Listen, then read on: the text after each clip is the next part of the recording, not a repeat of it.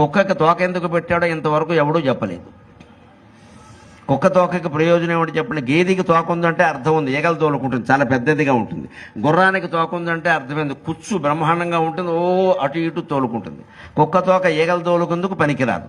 పోనీ వెనకాల అవయవం ఒకటి, గుహ్యావయవం ఒకటి ఉంది రహస్యంగా, దాన్ని ముయ్యడానికి కనపడటం లేదు, ఇలా పైకెత్తుంటుంది. ఇక ఎందుకు ఉన్నట్టు? కనీసం గేదెకి ఆవుకి తోక ఉంటే మూత్రావయవాలు ముయ్యడానికైనా పనికొస్తుంది, ఎవరైనా వస్తుంటే సిగ్గుపడి మూసుకోవడానికైనా పనికొస్తుంది. ఆ తోకే వాటికి డైపర్.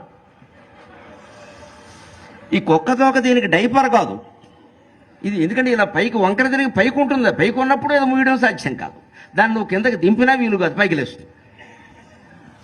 పోనీ ఏదైనా కాస్త పొడుగ్గా గుర్రం తోకలాగా, ఆవు తోకలాగా, గేదె తోకలాగా ఉంటే, కోతి తోకలాగా ఉంటే ఈగల తోలుకు అందుకు పనికిరాదు. ఈగల తోలుకుందుకు పనికిరాక, అసఖ్యకరమైన అవయవాలను ముయ్యడానికి పనికిరాక కుక్క తోక ఎందుకు పెట్టాడు అంటే బ్రహ్మదేవుడు కనపడితే అడగాలి, నీకు బుద్ధి ఉందా అని. అంతే, ఇంకో మార్గం లేదు.